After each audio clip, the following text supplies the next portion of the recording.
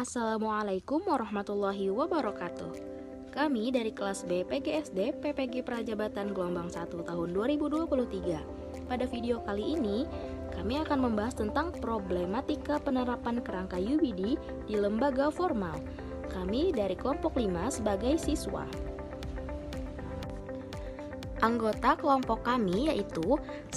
Laili Rahmawati, 2. Eka Novida Wulansari, 3. Feni Fajriani, 4. Reni Endah Parwati, 5. Romadona Diah Ayu Pramesti, dan yang terakhir Endah Sumartiningsih. Pada problematika penerapan kerangka UBD di dalam lembaga formal, Wijin dan Wikti 2006, Understanding by Design atau UBD adalah sebuah pendekatan pembelajaran yang meningkatkan pemahaman secara mendalam dan keterlibatan siswa. Desain pembelajaran ini berorientasi dari hasil belajar atau cara berpikir tentang pembelajaran, penilaian, dan pengajaran yang menempatkan siswa di tengah proses pembelajaran dengan tujuan mencapai pemahaman atau understanding, sehingga siswa mendapatkan suatu penilaian yang otentik dan dapat dipertanggungjawabkan. Understanding by Design adalah paradigma pendidikan yang menyarankan merancang kurikulum yang terbalik atau backward design dan dapat mengarah pada pengembangan pemahaman peserta didik yang lebih mendalam. Backward design adalah model dengan gagasan bahwa proses desain itu harus dimulai dengan mengidentifikasi hasil yang diinginkan dan kemudian bekerja mundur mengembangkan instruksi yang menggerakkan siswa untuk mencapai hasil tersebut dengan memutuskan apa tugas atau kegiatan siswa yang akan dilakukan. Berikut beberapa alasan mengapa menggunakan backward design, yaitu yang pertama, memulai perencanaan dengan hasil yang ingin dicapai, sehingga guru dapat mengatur kelas yang lebih efektif. Kedua, tujuan pembelajaran, hasil dan langkah-langkah untuk penilaian. Guru memiliki struktur yang jelas saat guru merencanakan kegiatan pembelajaran. Ketiga, siswa akan menemukan makna dalam kegiatan kelas lebih mudah karena mereka menyadari hasil tujuan dan langkah-langkah untuk penilaian.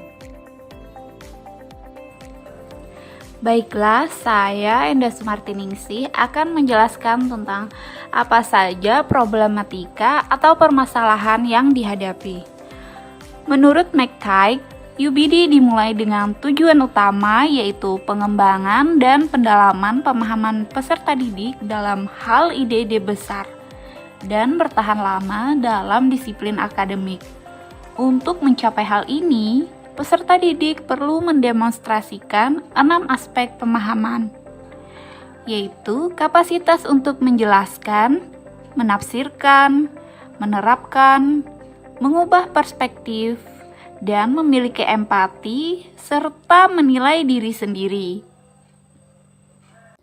Permasalahan penerapan kerangka UBD sebagai siswa ada 5. Pertama, masih banyak peserta didik yang mengalami kesulitan untuk mengikuti pola UBD ini karena kemampuan peserta didik tidak bisa diukur sama.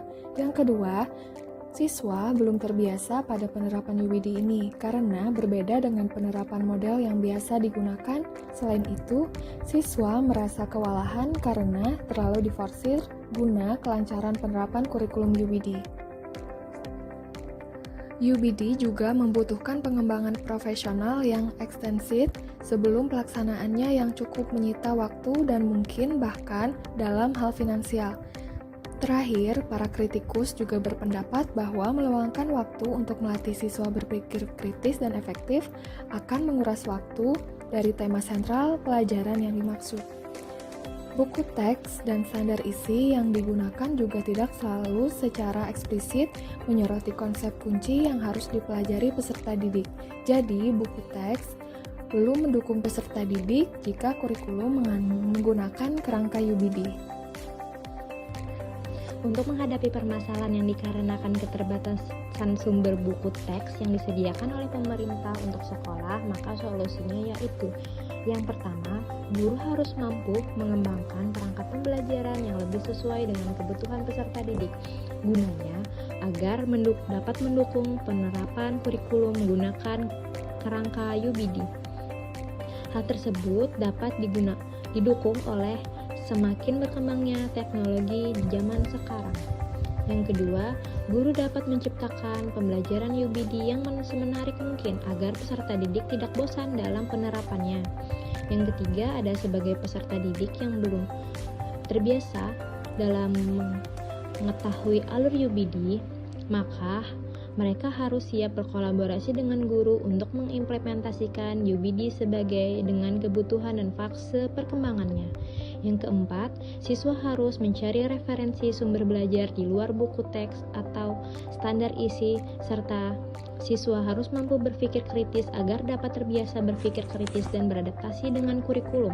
Hal ini dikarenakan UBD melibatkan peserta didik dalam pemikiran reflektif yang memiliki tujuan mengembangkan kesadaran diri mereka melalui latihan-latihan yang merupakan kunci bagi penerapan dalam kerangka kurikulum. Penerapan dan pelaksanaan kurikulum UBD dibutuhkan kerjasama dari semua pihak, mulai dari stakeholder, kepala sekolah, wakakurikulum, guru, dan peserta didik. Permasalahan yang muncul harus segera diambil tindakan agar pelaksanaan kurikulum UBD dapat berjalan dengan optimal dan efektif. Guru sebagai pelaksana pembelajaran perlu menyusun rancangan pembelajaran agar mampu mencapai tujuan yang telah ditetapkan di awal.